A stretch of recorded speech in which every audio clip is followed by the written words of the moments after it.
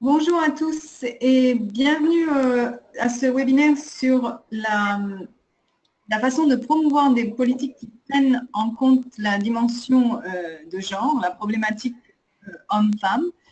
Et aujourd'hui, nous avons le plaisir d'entendre deux présentatrices du Brésil et du Mali. Alors, avant que nous commencions, je vais vous donner une brève introduction sur moi-même et sur les présentatrices et sur la façon dont le webinaire va se dérouler. Je suis Bénédicte Delabrière, je travaille dans le groupe de genre de la Banque mondiale et je dirige un groupe qui a monté un programme d'analyse sur le travail, rémunéré ou non des femmes, et comment le mesurer et comment mesurer sa contribution à l'économie des pays. Avant ça, j'ai beaucoup travaillé sur les programmes de protection sociale, notamment les transferts monétaires, à la fois en Amérique latine et en Afrique subsaharienne. J'ai aussi un peu travaillé sur les questions de développement de la petite enfance. J'ai passé la majorité de mon temps à la Banque mondiale, mais j'ai aussi travaillé pour la FAO et DFID, l'agence de coopération anglaise. Je suis diplômée de l'École normale supérieure en biologie en France et ensuite j'ai fait un doctorat en économie agricole à l'Université de Berkeley en Californie. Donc, disons, l'approche de ce webinaire, c'est de présenter la prise en compte de la dimension de genre à partir de deux approches. Non, une qui se concentre sur la nature transversale des défis de genre, puisque dès qu'on veut s'attaquer ou dès qu'on veut prendre en compte les différences auxquelles font face les hommes et les femmes dans l'accès au travail, l'accès aux actifs de production, l'organisation des services sociaux et disons l'autonomisation économique, on se rend compte qu'il faut faire intervenir plusieurs secteurs et il faut coordonner en général des niveaux de gouvernement ou des intervenants différents. Alors, donc nous aurons les deux présentatrices vont nous présenter un peu comment deux pays aussi différents que le Mali et le Brésil ont abordé cette question. Et vous verrez qu'il y a en fait beaucoup plus de similarités ou beaucoup plus de défis communs entre les deux pays. Alors, je voudrais remercier le WWP, le World Without Poverty, le World Without Poverty, le monde sans pauvreté, qui est une initiative appuyée par le gouvernement du Brésil, socialprotection.org et d'autres bailleurs, et qui est en train qui inaugure avec cette présentation cette série de dialogues entre les pays en matière de protection sociale. Alors, nos intervenantes, Anna Giulietta Teodoro Cleaver est anthropologue et doctorante en histoire à l'École des hautes études en sciences sociales à Paris. Elle a étudié les rapports entre les hommes et les femmes et l'action de l'État sous différents aspects. Elle fait partie d'un corps de grands fonctionnaires du gouvernement brésilien qui s'appelle les spécialistes en politique publique et gestion gouvernementale, qui est vraiment un corps technique. Je dirais que ça correspond, pour ceux qui connaissent le système français, un peu aux énarques. Et elle a travaillé au secrétariat d'État aux politiques pour les femmes et à l'autorité de la concurrence, notamment le secrétariat pour l'égalité raciale et les droits de l'homme et aussi le secrétariat pour l'égalité raciale et les droits de l'homme du gouvernement du district fédéral à Brasilia. Donc, un aspect important, je pense, de sa présentation, c'est le fait qu'elle est intervenue au niveau fédéral, au niveau central et au niveau d'un gouvernement plus local. Ensuite, nous aurons une présentation de Madame Tunkara Sophie Souko, qui est la secrétaire permanente de la politique nationale de genre au ministère de la promotion de la femme, au ministère de la promotion de la femme, de l'enfance et de la famille au Mali. Madame Souko est l'ancienne directrice nationale adjointe de la promotion de la femme. Elle est diplômée de l'École normale supérieure de Bamako en section physique-chimie et elle a travaillé pendant 17 ans au lycée avant de rentrer au ministère de la promotion de la femme, de l'enfant et de la famille. Donc, elle a une vision à la fois de la provision de services et de la supervision des décisions de politique économique. Alors, la façon dont va se dérouler le webinaire, c'est que Madame Clever va commencer par faire sa présentation. Ensuite, nous passerons à la présentation de Madame Souko. Il y aura une séance de questions-réponses à la fin des présentations et vous pouvez donc soumettre vos questions à travers du chat bar de l'outil de GoToWebinar ou sur les réseaux sociaux de socialprotection.org, soit Facebook, soit Twitter, en utilisant le mot #SP org webinar. Et donc, ces questions me seront transmises et je les passerai aux présentatrices. En termes de temps, chaque présentatrice a 20 minutes pour que nous puissions garder l'essentiel de la session pour la discussion avec les participants. Donc, sans plus attendre, je vais passer la parole à Anna Julieta pour sa présentation sur le Brésil. Merci.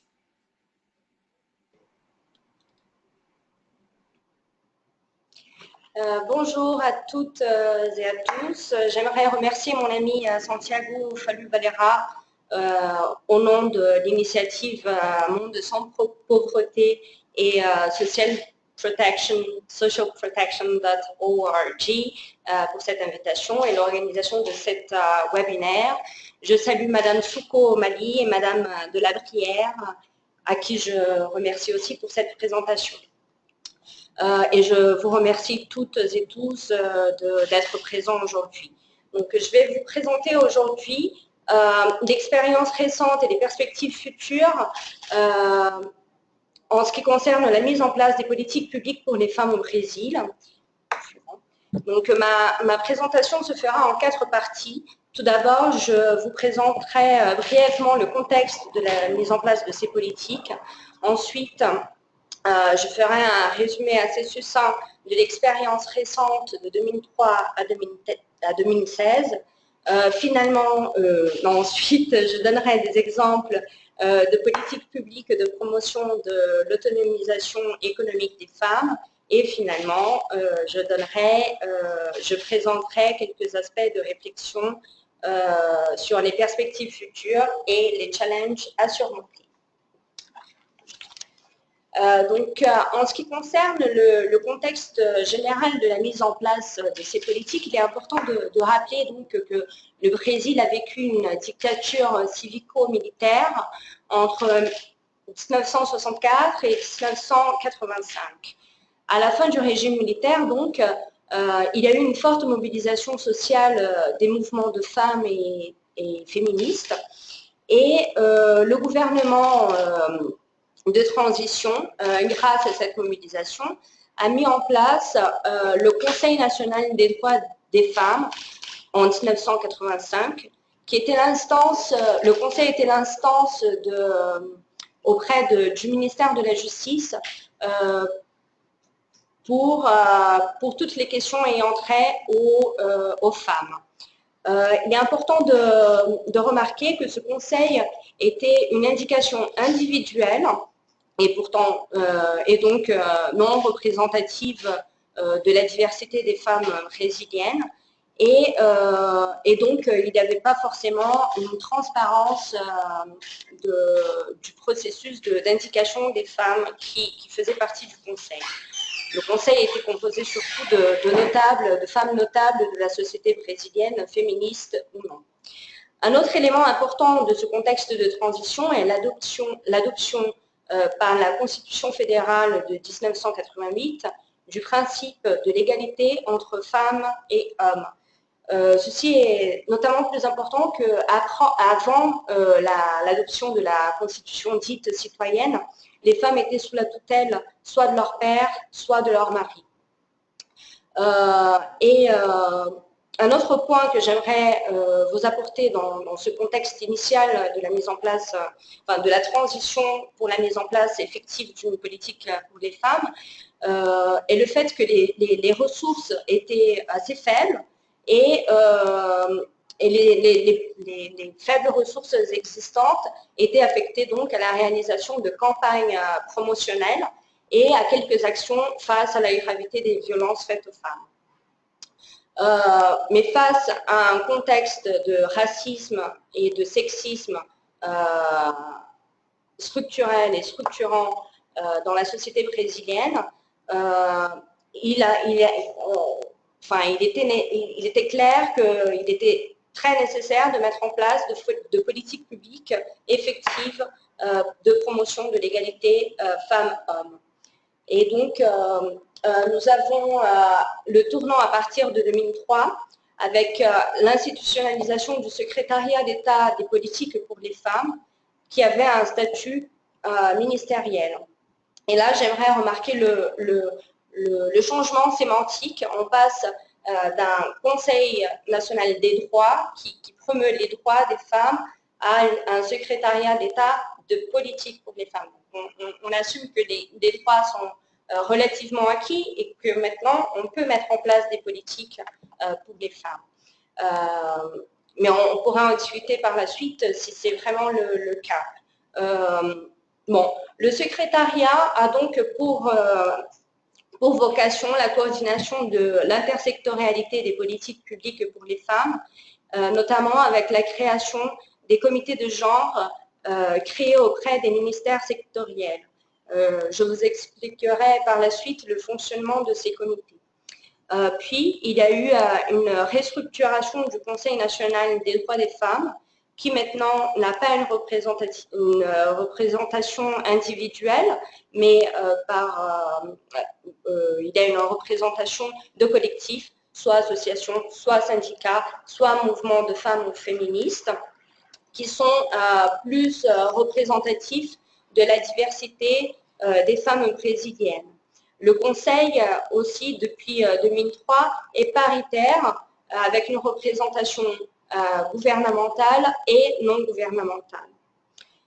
Un autre aspect du tournant à partir de 2003 est le développement d'instances gouvernementales de politique publique pour les femmes au niveau sous-nationaux. Donc, tout ce que je vous présenterai aujourd'hui a un rapport à l'expérience du gouvernement fédéral, mais cette expérience a une tendance à être reproduite au niveau soit des États, soit des municipalités.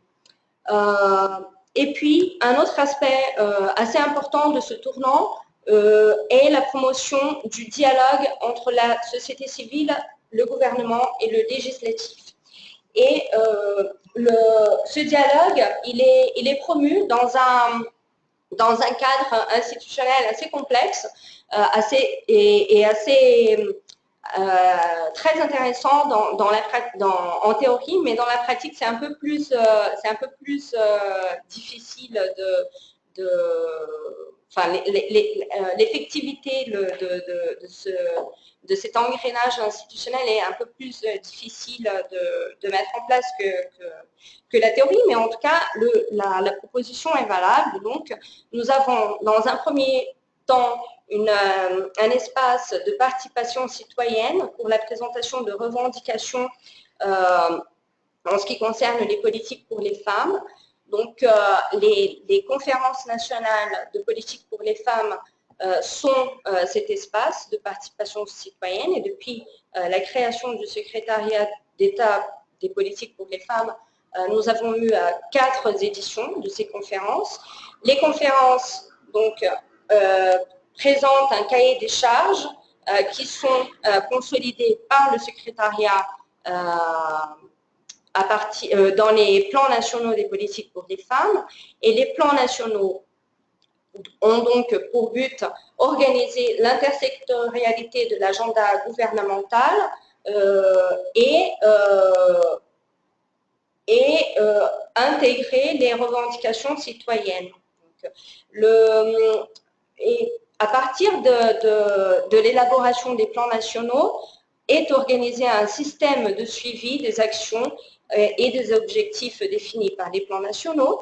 Et ce système de suivi est fait par donc ce que je disais auparavant, donc les comités de genre dans les ministères sectoriels sont responsables de présenter des rapports réguliers de ces actions et objectifs.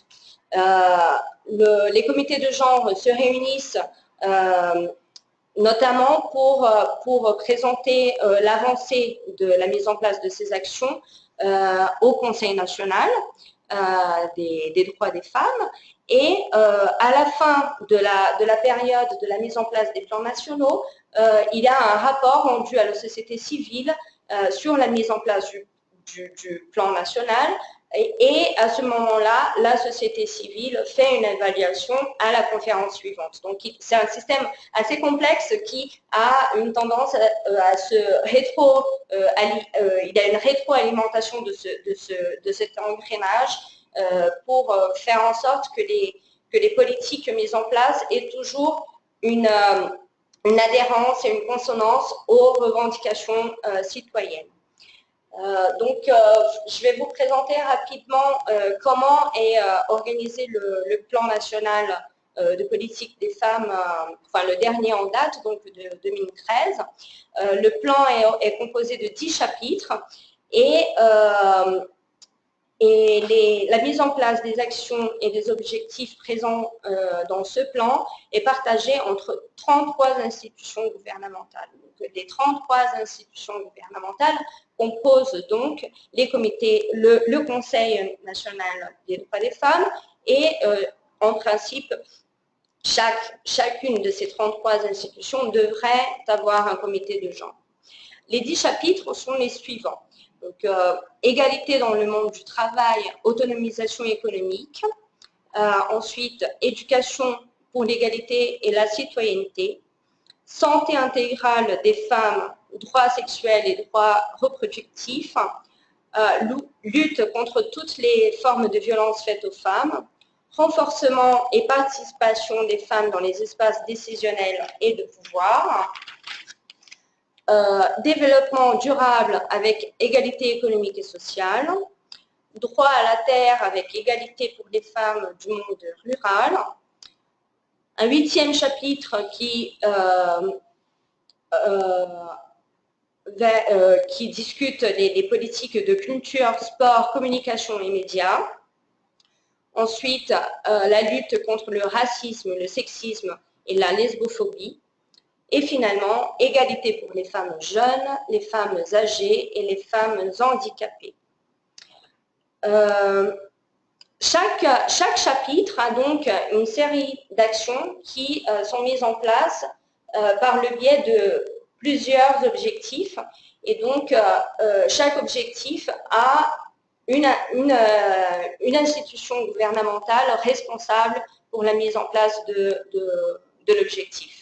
Et donc, c'est un système assez complexe d'enchevêtrement de responsabilités et les réunions des comités de genre et les rapports des comités de genre au Conseil national et ensuite aux conférences donc, sont une sorte c'est en fait le gouvernement qui rend compte à la société de l'effective mise en place de ce plan. En plus du plan national et cette organisation des politiques intersectorielles, nous avons eu depuis 2003 des résultats législatifs effectifs et qui ont permis l'avancement du cadre juridique de protection des droits des femmes. Et cela a été possible grâce à un effort assez important du secrétariat d'État des politiques pour les femmes, d'articulation avec le législatif, avec le groupe de femmes parlementaires pour la mise en place de ce cadre. Donc tout d'abord, j'aimerais mentionner la loi dite Maria da Penha, qui institue un cadre juridique de protection contre les violences conjugales et familiales, qui malheureusement est un fléau au Brésil. Ensuite, la loi qu'on appelle la mini-réforme politique qui prévoit un pourcentage minimal de candidatures de femmes inscrites sur les listes électorales proportionnelles.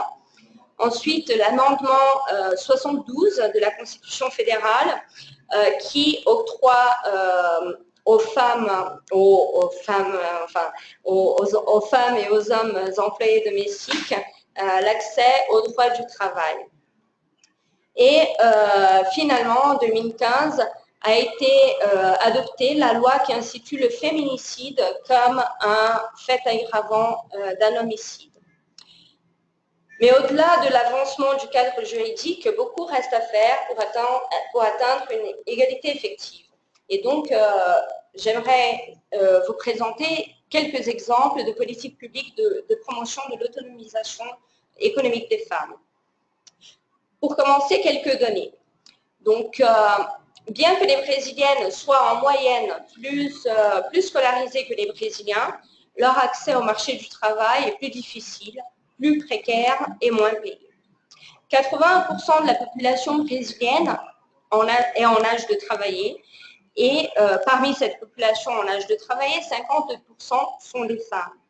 Mais la population active est composée par 43% de femmes. Le taux de chômage atteint 16% des femmes alors que 12% des hommes sont au chômage au Brésil. 25% de la population active n'a pas de protection sociale et les femmes sont la majorité des travailleurs et travailleuses de l'économie informelle. 7% de la population active est employée domestique et les femmes représentent plus de 90% de cette catégorie socio-professionnelle. Et finalement, les femmes sont 65% de la population inactive et en âge de travailler. Un autre élément important est donc la tangibilité du plafond de verre dans l'exécutif fédéral brésilien. Et là, nous voyons malheureusement que le gouvernement fédéral ne promeut pas exactement l'égalité des femmes et l'autonomisation économique des femmes dans son propre espace d'influence. Donc, si 46% des femmes si la fonction publique brésilienne est composée par 46% de femmes, les femmes représentent une proportion assez réduite, sont très peu représentées au niveau plus élevé de la hiérarchie de la fonction publique fédérale au Brésil. Donc, les DAS 4, 5 et 6, qui sont les plus importants de la hiérarchie de la fonction publique brésilienne, on voit très bien que les femmes sont moins représentées dans ces niveaux, alors que les niveaux plus bas, DS 1, 2 et 3, il y a une relative équivalence de la proportion de femmes fonctionnaires et en rapport à l'occupation de ces postes à responsabilité. Bon, on va passer au suivant. Et donc, face à ce contexte, à partir de 2003, grâce aux directives gouvernementales au plus haut niveau, les femmes on essaye de mettre en place donc des politiques de promotion de l'autonomisation économique des femmes. Donc, les femmes sont les bénéficiaires privilégiés des politiques publiques de transfert de revenus, d'accès au logement, d'accès au foncier, et cela fait une petite révolution de l'accès aux femmes, de l'accès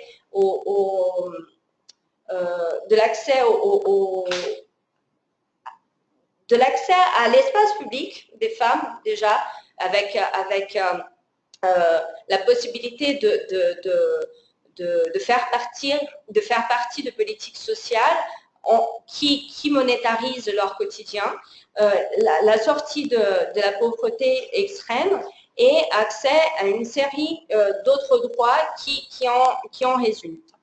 Un autre élément intéressant de politique de promotion de l'autonomisation économique des femmes est le programme Pro-équité de genre et de race mis en place par le secrétariat de politique pour les femmes qui certifie les agents économiques privés et publics qui mettent en place d'actions organisationnelles en faveur de l'égalité femmes-hommes et l'égalité raciale.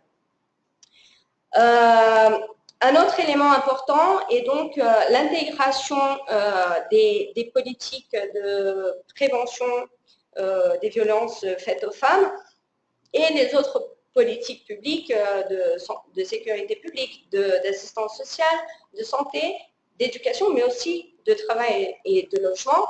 Et cela, la loi Maria da Penha a été assez importante pour justement mettre l'accent sur la nécessité de promouvoir les voies de sortie pour les femmes qui subissent des violences. Et le travail était un des éléments les plus importants de cette articulation intersectorielle de prévention des violences faites aux femmes.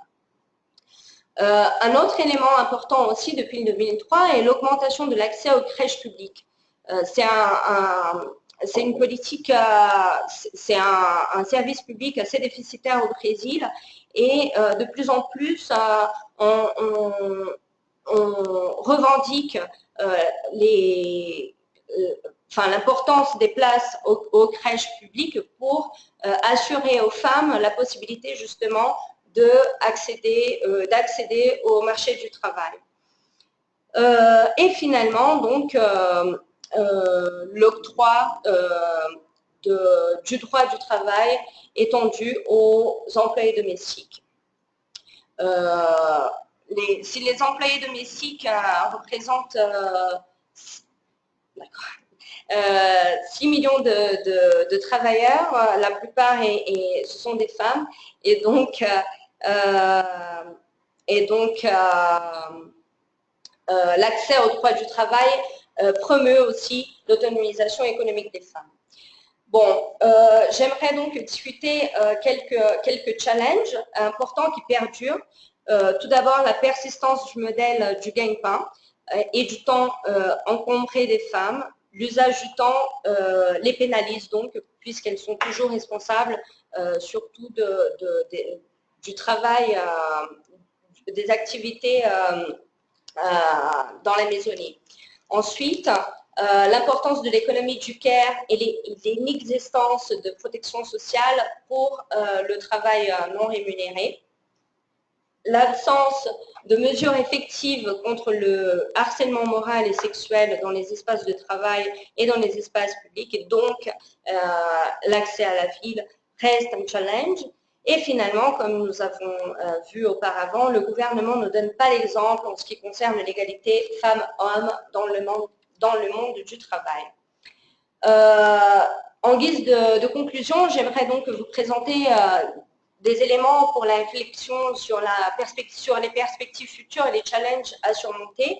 Donc tout d'abord, l'intersectorialité effective dépend de directives claires au plus haut niveau du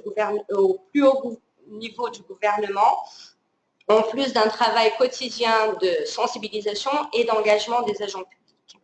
Puis, la mise en place de politiques publiques qui tiennent en compte l'intersectorialité est extrêmement complexe, mais absolument nécessaire.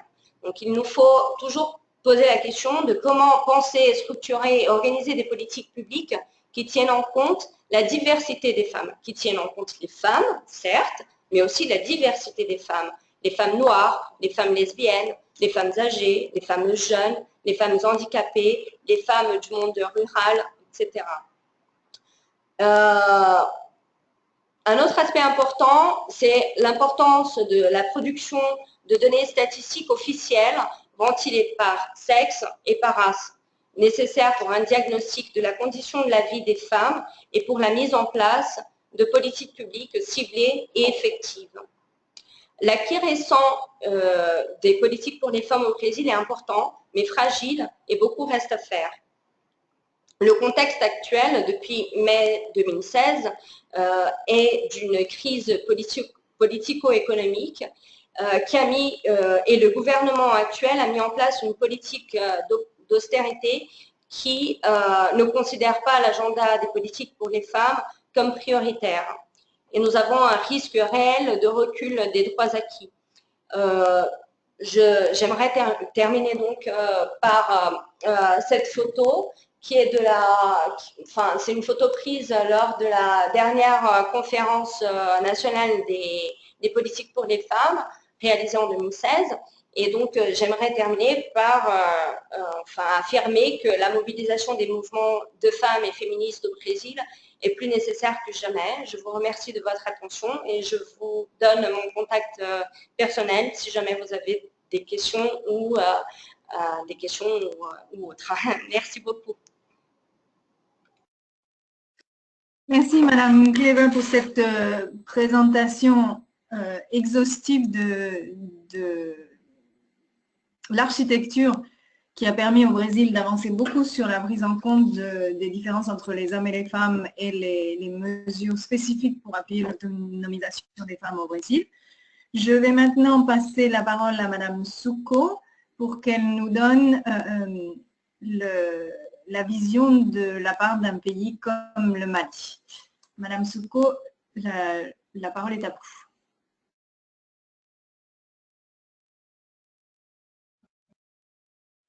Merci bien, Madame la modératrice.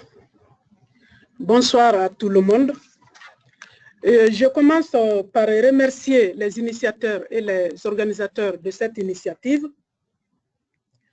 Je remercie aussi Monsieur Mahmoud Sako, coordinateur du programme des filets sociaux au Mali, le programme Djigissé Medjiri, pour m'avoir associé à ce débat. Et je remercie toutes celles et tous ceux qui sont en train de nous suivre actuellement. Suivant. Donc, je vais parler de la promotion des politiques qui tiennent compte de l'égalité homme-femme au Mali. Comme plan de présentation, il y a une introduction. Et ensuite, je vais parler des politiques et du genre et des politiques publiques au Mali. En grand 2, je vais parler de l'autonomisation économique des femmes au Mali et il y aura à la suite une conclusion. Suivant.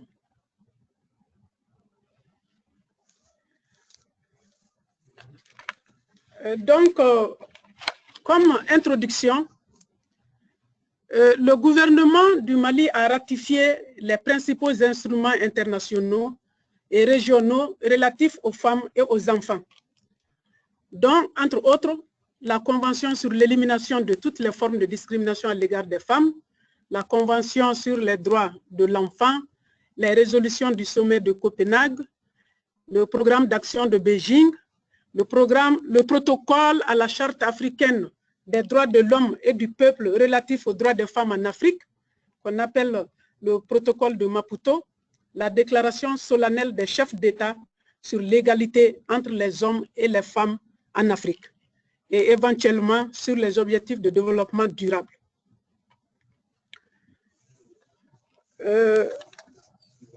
Donc, les engagements du gouvernement en matière de genre au niveau national peuvent s'observer à travers des principales stratégies et documents de réforme publique. Suivant.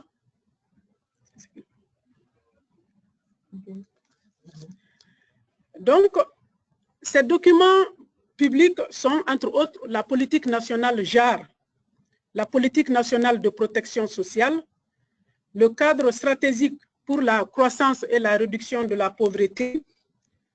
Il y a 2 générations, 2008-2011, ensuite 2012-2017. Le cadre stratégique pour la relance économique et le développement durable,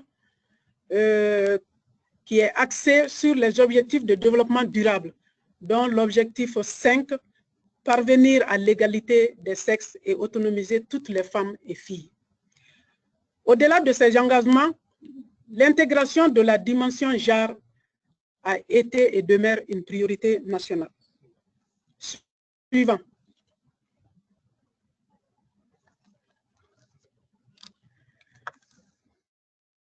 Donc, le grand 1 porte sur genre et politique publique au Mali. Je vais commencer par les actions majeures. Une des actions majeures, c'est l'adoption de la politique nationale genre, dont l'orientation 6 porte sur la prise en compte de l'égalité entre les hommes et les femmes en tant que principe directeur de la bonne gouvernance dans les réformes et politiques publiques les plus porteuses de changement et les budgets en tenant compte de la décentralisation et la déconcentration. Cette orientation stratégique se décline en 2 axes d'intervention. Il y a d'abord l'institutionnalisation de l'égalité entre les hommes et les femmes dans les réformes, les politiques, les institutions et les systèmes de planification nationale, sectorielle et locale. Il y a aussi l'amélioration du rendement des politiques publiques à travers l'intégration de l'approche d'élaboration de budgets sensibles au genre au niveau national, sectoriel et local. Suivant.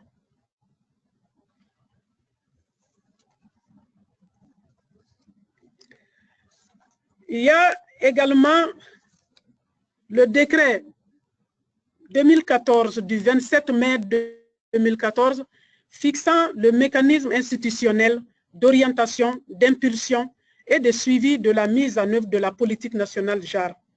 Donc, l'adoption de ce décret a permis la mise en place du secrétariat permanent de suivi de la mise en œuvre de la politique nationale genre. Il y a aussi les comités sectoriels d'institutionnalisation de la politique nationale genre. Il y a les comités régionaux de suivi des questions de genre. Après ce décret, il y a la loi 2016 du 21 décembre 2016 portant loi des finances pour l'exercice 2017. Suivant. La loi sur la gestion axée sur les résultats. La loi numéro 2 du 24 juin 2002 relative à la santé de la reproduction. Le décret du 4 août 2005 relatif à la prise en charge gratuite de la césarienne. Il y a le test sur la gratuité de l'accès de la femme enceinte et l'enfant de 0 à 5 ans au traitement du paludisme. Il y a la loi 2006 du 29 juin 2006 relative à la prévention, à la prise en charge et au contrôle du VIH-Sida. Et depuis 2012, il est annexé à la loi des finances un rapport genre qui donne les dépenses relatives au genre dans les différents secteurs. Il y a aussi l'existence d'une stratégie nationale de planification et de budgétisation sensible au genre. Il y a l'existence également de guides de planification et de budgétisation sensibles au genre au niveau central et décentralisé. Suivant. Toujours dans le cadre du genre et politique publique, en matière de protection sociale, les actions majeures sont, entre autres,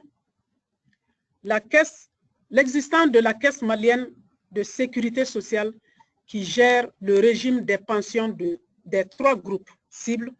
Il y a les fonctionnaires civils, les fonctionnaires militaires et les députés.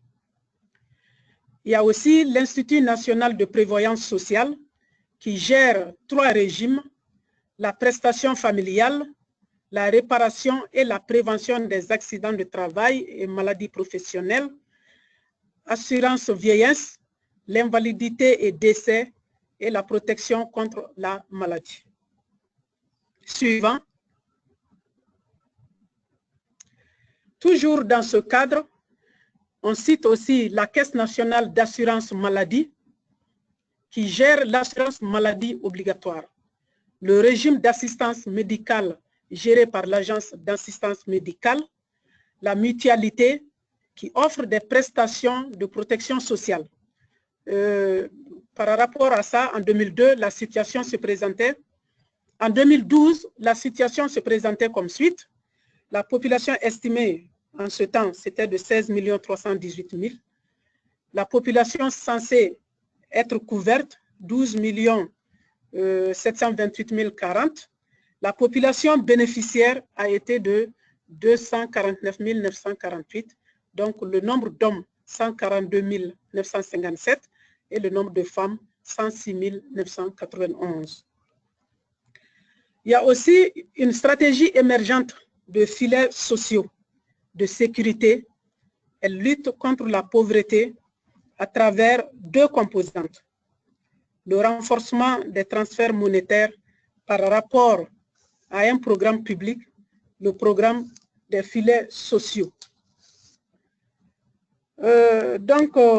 Par rapport à ce programme a été vraiment salutaire au Mali.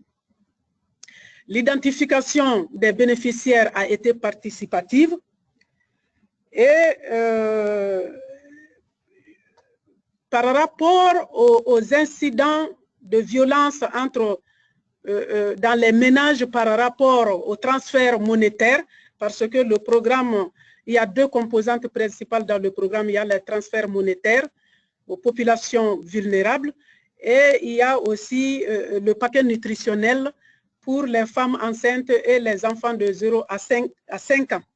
Donc, par rapport au transfert monétaire, c'est vraiment salutaire au Mali et il n'y a pas de violence dans ce cadre parce qu'on pense que si la femme est bénéficiaire de ce projet, il n'y a pas de problème dans la famille parce que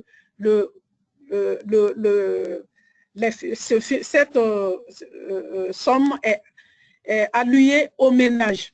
Et si c'est le ménage, c'est pour protéger l'enfant dans le cadre de la scolarisation de l'enfant ou bien pour la santé de l'enfant ou la santé de la femme enceinte. Donc, dans tous les cas, c'est le ménage qui bénéficie et ici, ça a été vraiment salutaire. Il y a aussi le renforcement des travaux à haute intensité de main-d'œuvre.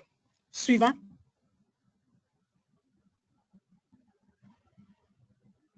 Suivant. Voilà.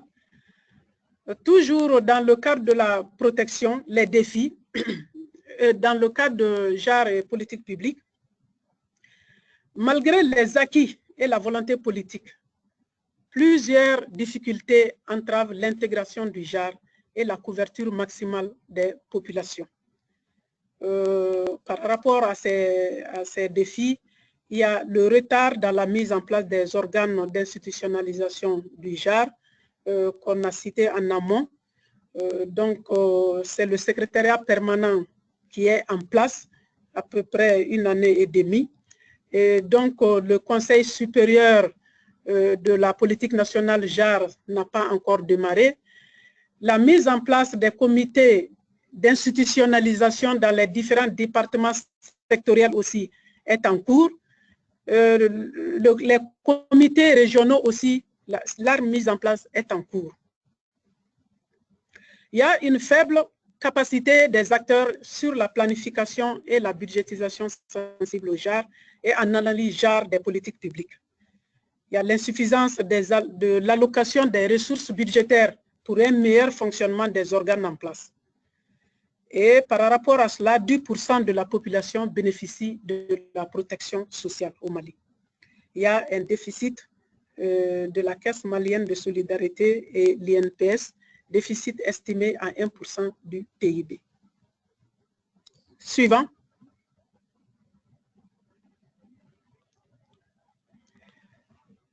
Toujours par rapport aux défis, il y a une absence de régime d'accidents de travail et maladies professionnelles dans le dispositif de la CMS.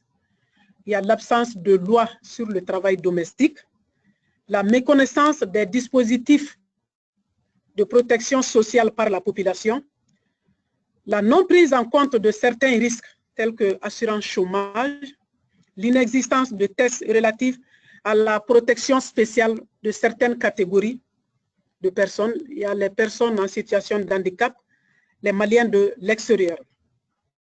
Suivant.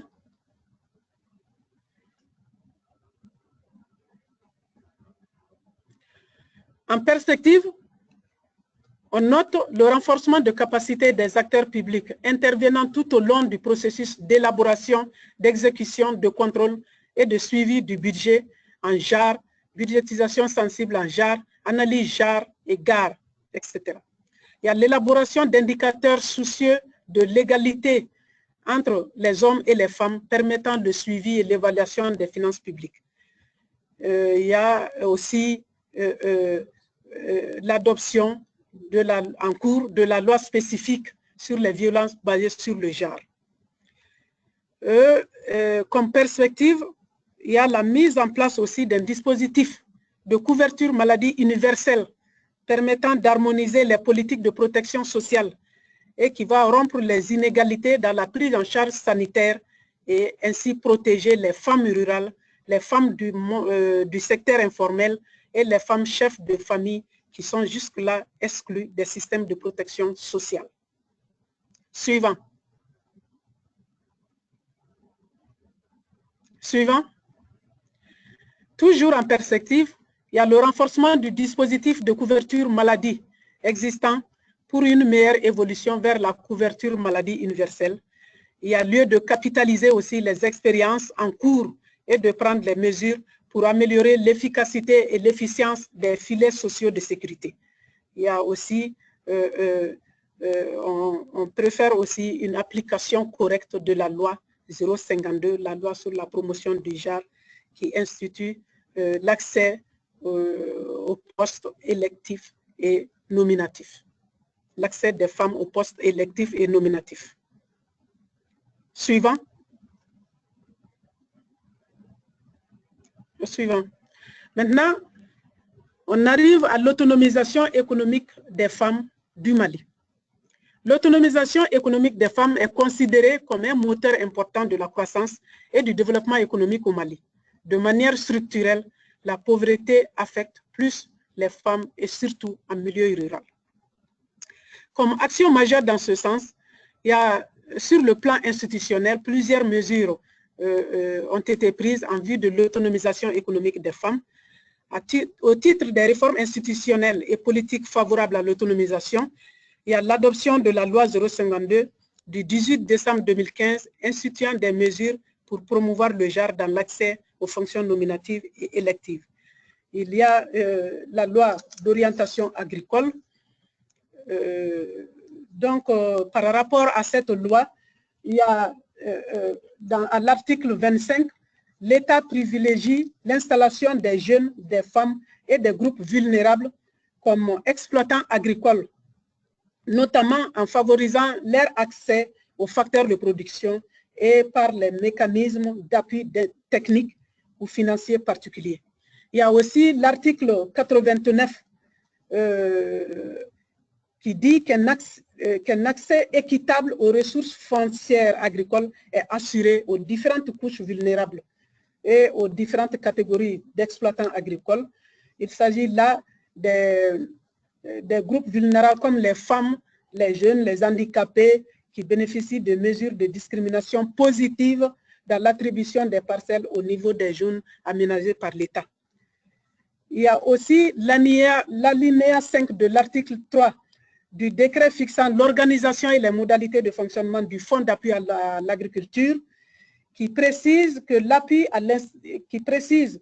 le fonds sert au financement de l'installation des femmes et des jeunes exploitants agricoles. Ce décret précise aussi qu'un quota spécifique d'au moins 15% des ressources du fonds est accordé aux femmes, aux jeunes et aux groupes vulnérables bénéficiaires. Donc, c'est une loi très importante pour le Mali, la loi d'orientation agricole. Il y a aussi le cadre de relance économique pour le développement durable, CRED, qu'on a cité en amont. Suivant. Voilà. Donc, il y a la politique nationale JAR, la politique nationale de l'agriculture, la politique nationale de l'économie solidaire, la politique nationale de développement de la microfinance.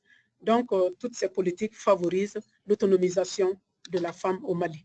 Au titre des mécanismes économiques et financiers mis en place pour soutenir la politique de l'État en faveur de l'autonomisation, on peut noter le Fonds d'appui à l'autonomisation de la femme et à l'épanouissement de l'enfant, le Fonds national d'appui à l'agriculture, le Fonds auto-renouvelable pour l'emploi, le Fonds d'appui à la formation professionnelle et à l'apprentissage, le Fonds de la solidarité.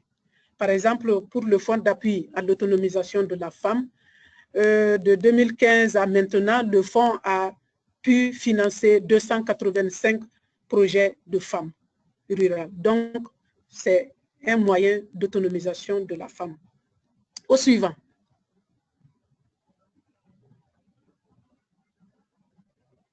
Suivant, voilà. Au titre des projets et programmes, nous avons la mise en place de l'Aïdou Wari avec plus de 20 000 bénéficiaires, dont 80% de femmes.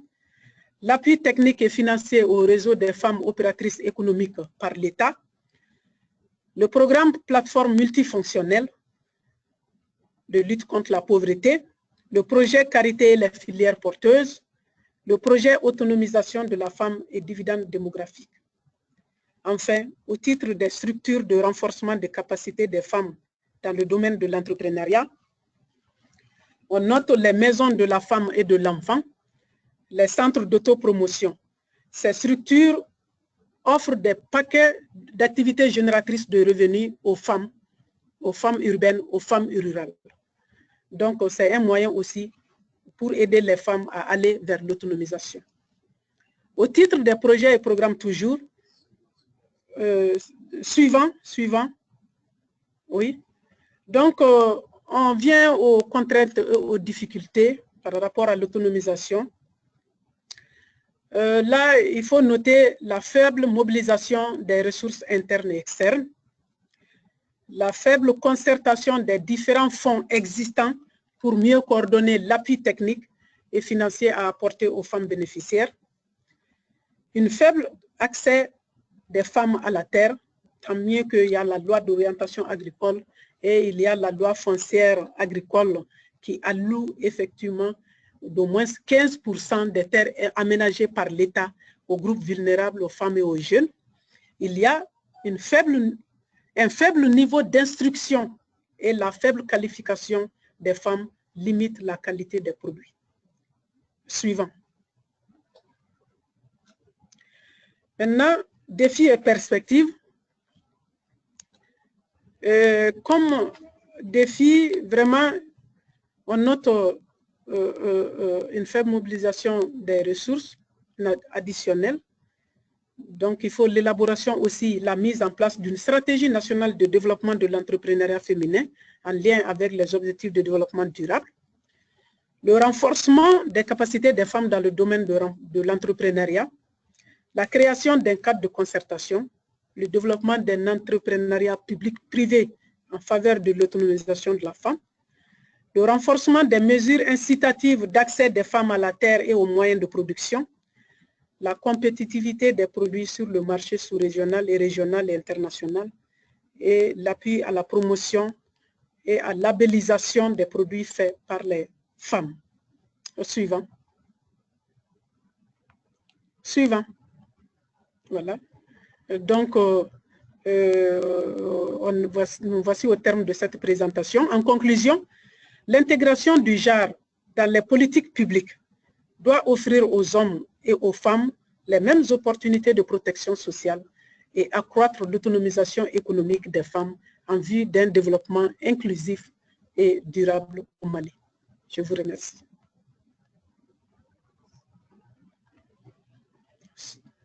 Merci. Madame Ko pour cette excellente présentation.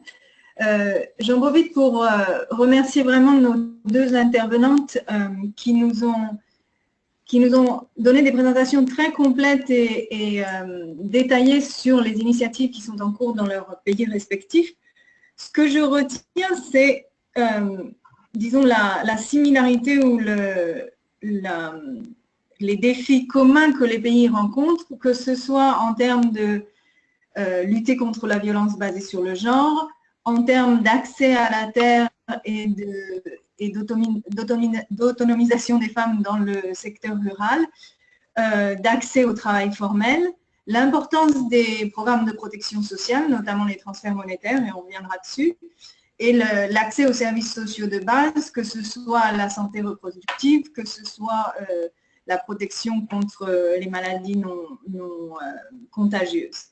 Alors, nous avons déjà pas mal de questions de l'assistance, donc je vais directement passer à ces questions. Je voudrais juste recommander aux participants rappeler aux participants de soumettre vos questions de nouveau par l'outil de chat bar sur le GoToWebinar et sur le Facebook et Twitter de socialprotection.org. Je les relayerai aux intervenantes.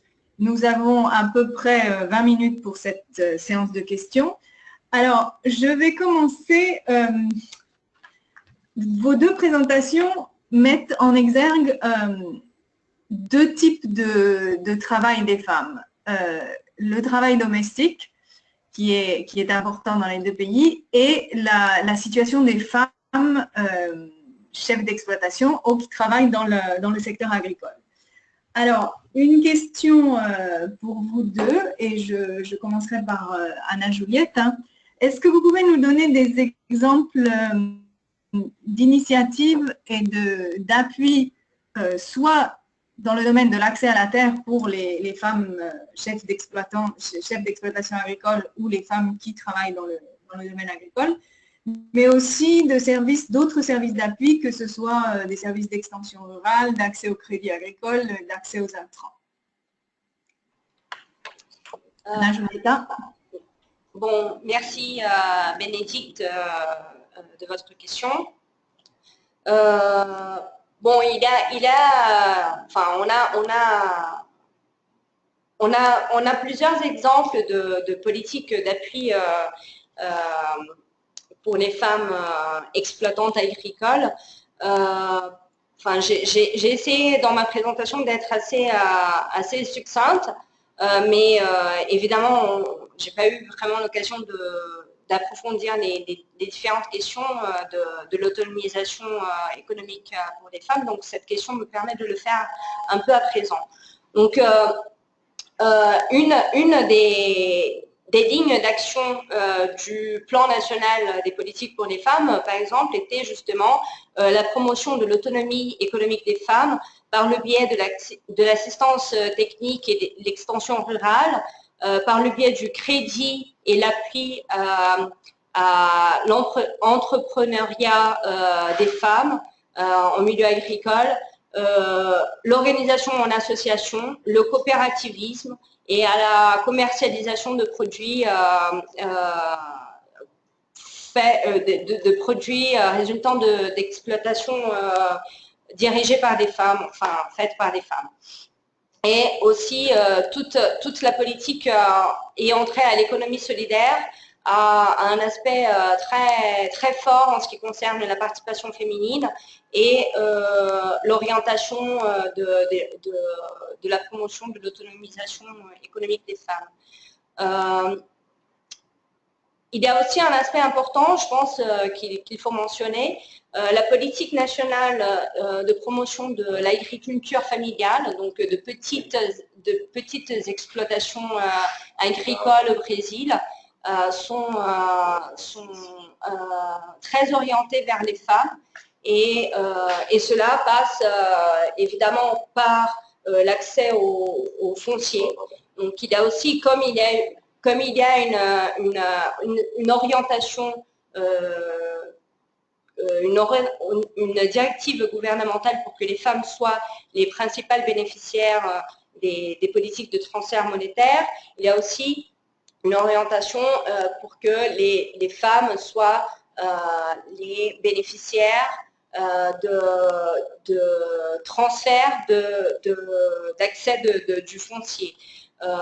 Le crédit agricole, comme je l'ai mentionné, et aussi l'extension rurale, mais aussi, je pense que c'est important le mentionner, c'est l'organisation des associations de femmes exploitantes, notamment en ce qui concerne l'extractivisme et les traditions, les activités traditionnelles des populations traditionnelles brésiliennes. Donc, dans le nord du Brésil, la présence des femmes dans le secteur extractiviste est assez important, et ce sont des femmes très politisées, qui s'organisent vraiment très bien, et je pense que l'appui fait par les politiques de promotion de l'agriculture familiale est un exemple assez intéressant. Merci pour la question. Merci Anna Julieta. Madame Souko, j'ai un des participants voudrait que vous, dans la même veine, voudrait que vous expliquiez, que vous donniez un peu plus de détails sur cette loi d'orientation agricole et qui envisage la protection des femmes rurales. Quel est l'état de la mise en œuvre de cette loi? Un peu la même question que Anna Julieta, qu'est-ce qu'il y a comme initiative de services d'appui aux exploitants agricoles? Et quels sont les espaces de concertation ou de coordination que vous avez avec le ministère du Développement agricole ou du Développement rural ou son équivalent dans le pays? Merci. Ok, merci bien Madame la modératrice. Et effectivement, dans ma présentation, j'ai parlé de la loi d'orientation agricole et la loi foncière agricole. Ce sont les deux lois du monde rural qui favorisent vraiment l'accès des femmes à la terre, aux intrants et au crédit agricole. Et ces deux lois réservent au moins 15% des parcelles aménagées aux femmes et aux jeunes et aux personnes vulnérables. Ces mêmes conditions sont applicables aux intrants et au crédit agricole. J'ai dit dans ma présentation, suite à l'adoption de la loi agricole, il y a le fonds agricole. Donc, ce fonds agricole sert au financement des projets et programmes ou bien des intrants, et ça sert aussi à donner des crédits aux exploitants agricoles. Donc, dans cela, les femmes sont aussi favorisées parce que ça permet l'appui à l'installation des femmes et des jeunes exploitants agricoles. Ces femmes et ces jeunes exploitants agricoles, dans cela, il y a aussi le don de crédit. Non seulement ça favorise leur installation, aussi ça leur permet d'accéder au crédit agricole. Après cela, au niveau toujours du monde rural, il y a des associations et des groupements de femmes rurales dans toutes les localités pratiquement. Et ces associations sont organisées en une fédération qu'on appelle la Fédération nationale des femmes rurales du Mali. Et cette fédération est en constante concertation avec le département de l'agriculture à travers l'Assemblée permanente des chambres d'agriculture. Donc, elles sont membres de cette chambre et la concertation est permanente entre les différents membres de la chambre, dont la Fédération des femmes rurales. Il y a aussi un niveau de concertation aussi entre le département de la promotion de la femme, de l'enfant et de la famille et le département de l'agriculture. Il y a, par rapport aux actions des femmes rurales, par rapport à l'accès au crédit, à l'accès à la terre, donc il y a un comité aussi par rapport à cela au niveau de l'agriculture. Donc le département en charge du JAR est membre de ce comité pour l'accès à la terre. Il y a aussi un comité pour l'accès aux intrants et aux facteurs de production. On va dire, il y a dans ce cadre-là les équipements. Il y a un comité dont notre direction de la promotion de la femme est membre de ce comité qui alloue des des équipements et des intrants aux exploitants et aux exploitantes agricoles. Donc, il y a bien un cadre de concertation entre le département de l'agriculture et le département en charge du JAR, et aussi la Fédération des femmes rurales et la Chambre nationale d'agriculture du Mali. Merci, Madame Souko. J'ai une question de suivi et je vais vous demander d'y répondre et ensuite je repasserai la parole à Anna Julieta. Une des questions cruciales pour les femmes dans le monde rural, c'est celle de l'accès à la terre, la titularisation et dans certains pays, les questions d'héritage.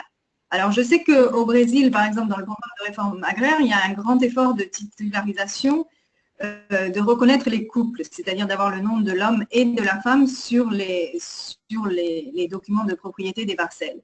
Et l'une des questions que nous avons reçues, c'est dans le cas d'un pays comme le Mali, où la culture tend à privilégier l'héritage de la terre par les hommes d'un clan ou d'une famille, quel est le niveau, est-ce qu'il y a une discussion sur ces questions d'héritage, d'accès à la propriété par les femmes? Est-ce qu'il y a des initiatives pilotes en cours?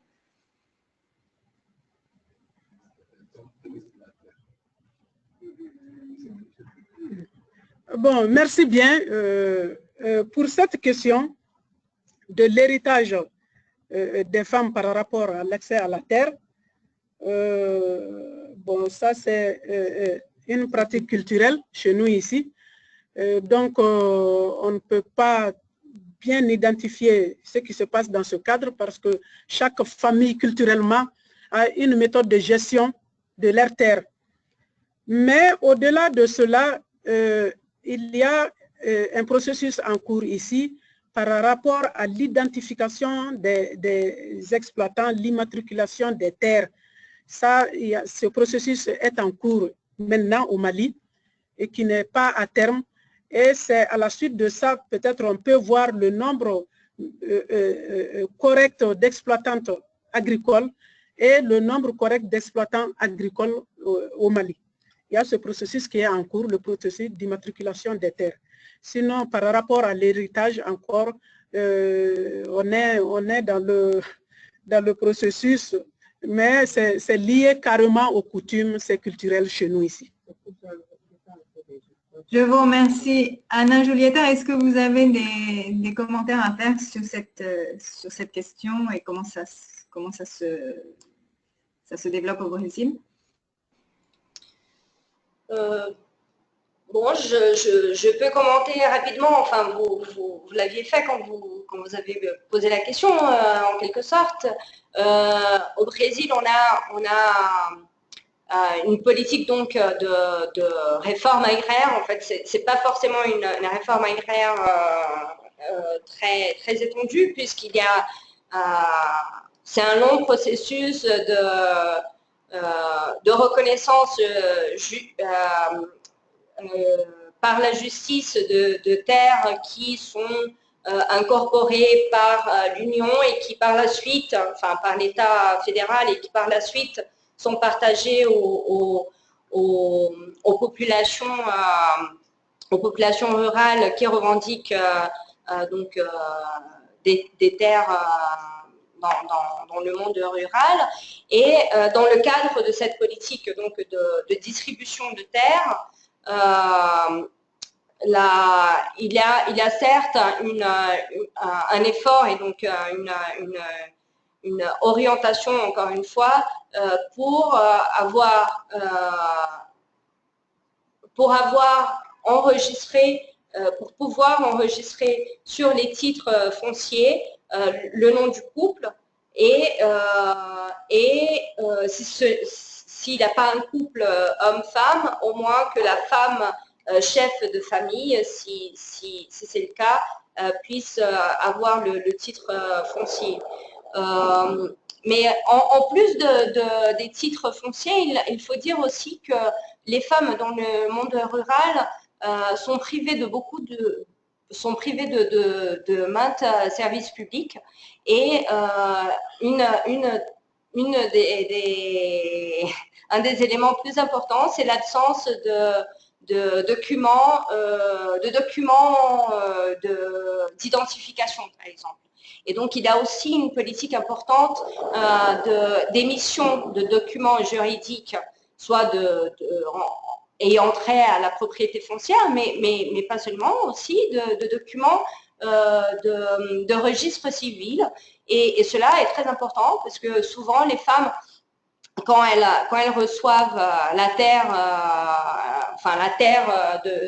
qui lui servira de production, elle n'a pas le document nécessaire de registre civil pour prouver qu'elle est la bénéficiaire. Et donc, c'est un cercle vicieux qui se met en place. Et du coup, avant même le titre foncier, il faut faire un travail en amont qui est l'émission de documents de registre civil. Et c'est une politique très importante ici. Merci. Je vous remercie. Je voudrais, juste puisque l'horloge tourne, je voudrais résumer un autre ensemble de questions qui sont sur des facteurs que vous avez toutes deux mentionnés, qui sont les facteurs culturels. Il y a beaucoup de discussions sur les transferts monétaires, donc que ce soit Bolsa Familia, que ce soit le programme malien, dont je ne vais pas dire le nom pour ne pas écorcher complètement. Et l'une des grandes discussions à propos de ces transferts, c'est d'une part, est-ce que le fait de donner de l'argent aux femmes et de promouvoir l'autonomisation des femmes, est-ce que ça crée plus de conflits à l'intérieur des familles et par là une augmentation de la violence domestique? Comment le programme gère-t-il cela? Est-ce que ces facteurs apparaissent? D'autre part, il y a la question de, disons, à l'inverse, de renforcer le rôle traditionnel des femmes comme les principales en charge de la santé des enfants. Alors, aussi bien dans le cadre du Mali que dans le cadre du Brésil, comment les programmes abordent-ils ces questions? Quelle est la discussion politique vis-à-vis de ça? Est-ce que les normes sociales sont des entraves à la mise en place de ces programmes ou est-ce que vous avez trouvé des alliés? Je vais commencer par Madame Soukou, s'il vous plaît.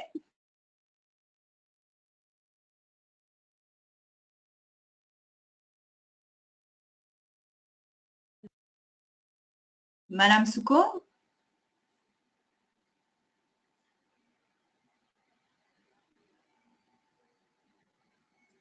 Bon, il y a peut-être un problème de connexion avec Madame Soukou. Anna Julieta, vous pouvez commencer, s'il vous plaît? Bien sûr. Bien sûr. Merci pour cette question. C'est une question qui met justement l'accent sur la complexité de la mise en place des politiques pour les femmes et notamment les politiques d'autonomisation économique des femmes. En effet, la mise en place de politiques de transfert monétaire qui bénéficient de manière prioritaire les femmes donne aux femmes une plus grande émancipation, une plus grande autonomisation, notamment en ce qui concerne l'accès à la ville, aux espaces publics, au contrôle de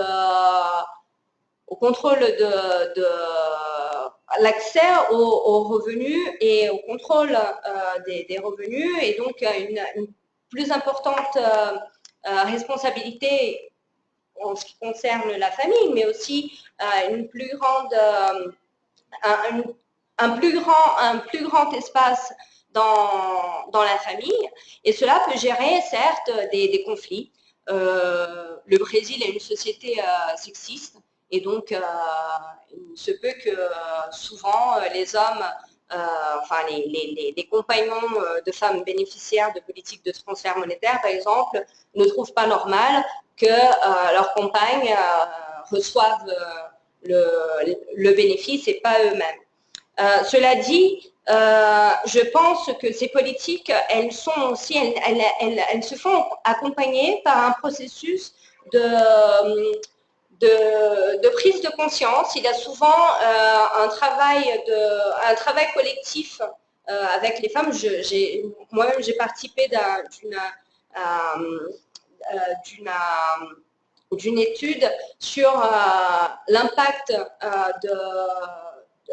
du Bourse Famille, donc sur les femmes, et donc elles se rendent compte de beaucoup de possibilités. Et cela va de pair, enfin, l'émancipation accompagne le conflit, et après il faut gérer, il faut trouver une nouvelle accommodation, et je pense que c'est le mouvement nécessaire pour l'émancipation des femmes. Enfin, le conflit, enfin, la violence conjugale et familiale au Brésil est un vrai fléau, est présente dans toutes les classes sociales. Enfin, il n'a pas vraiment un rapport spécifique avec un certain groupe social, et donc l'autonomisation économique des femmes peut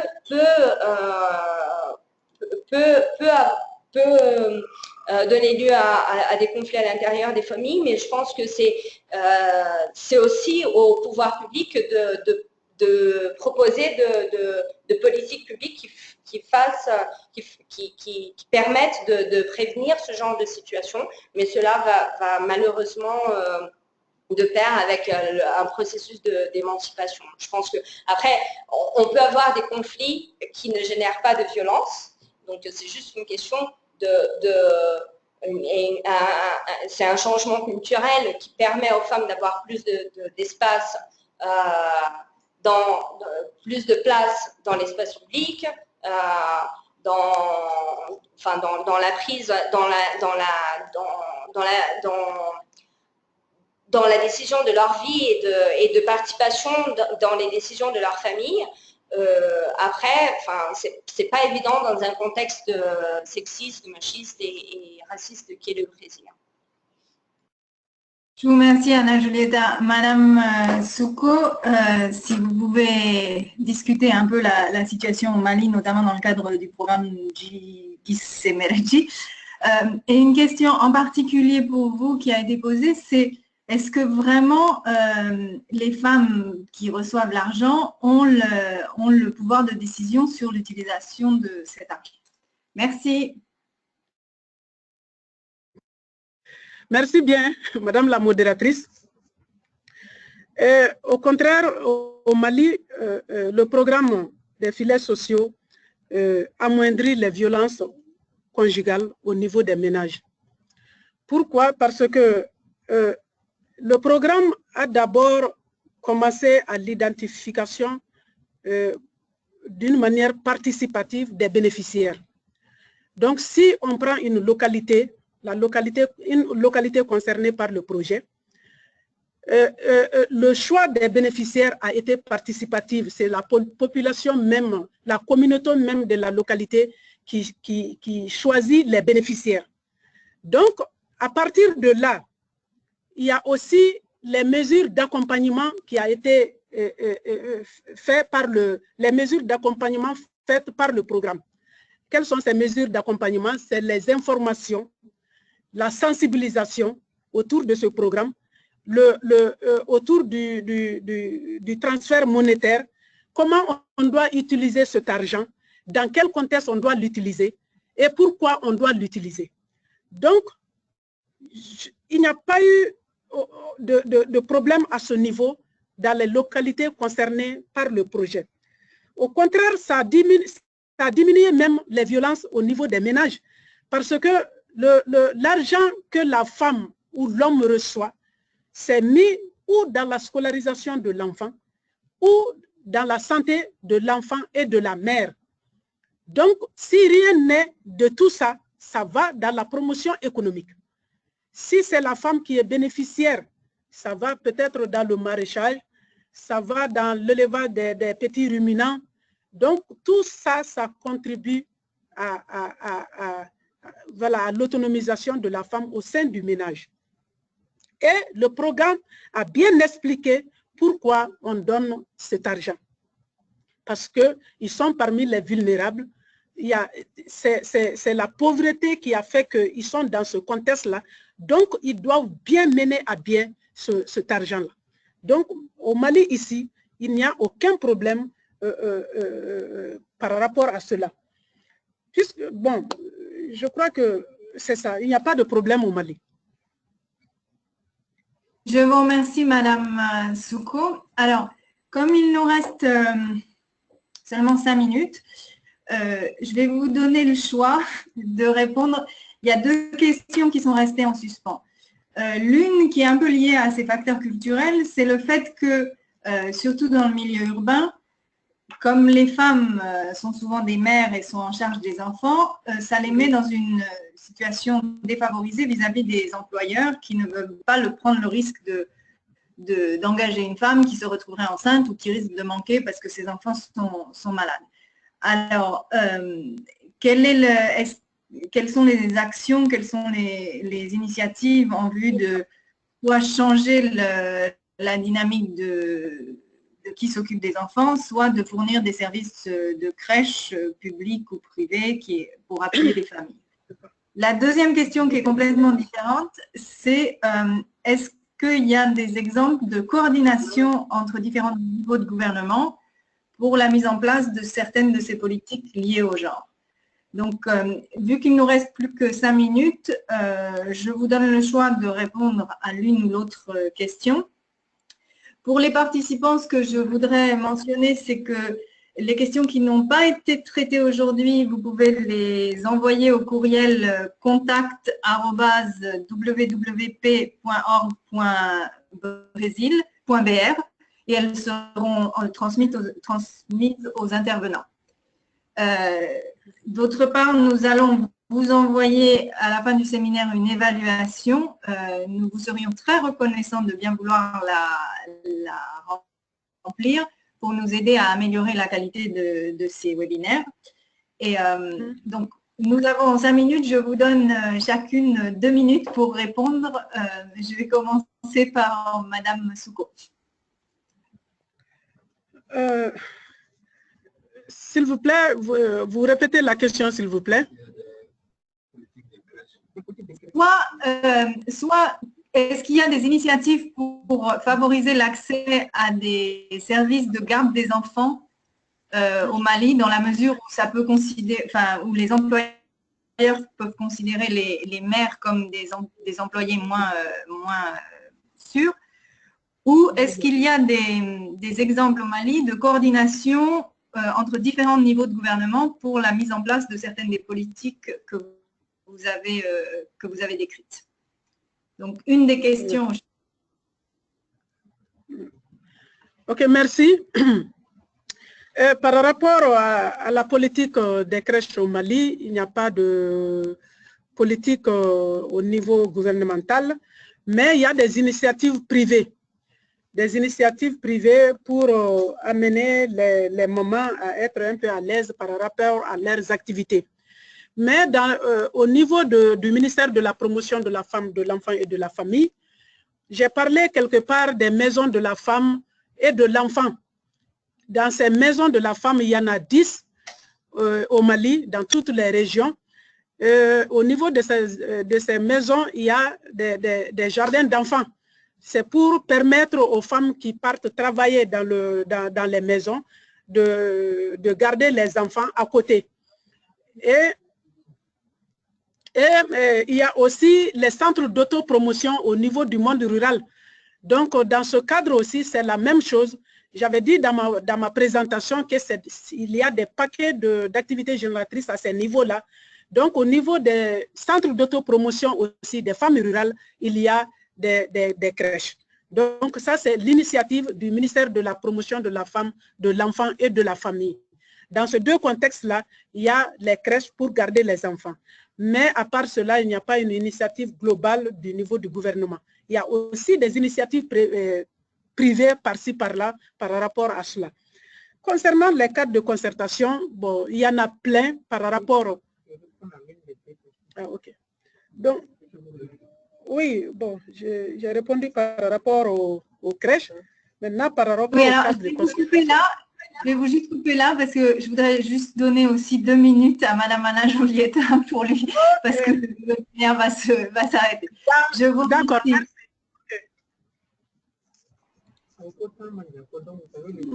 Bon, je réponds alors rapidement à la même question que Madame Foucault, donc sur les opportunités de promotion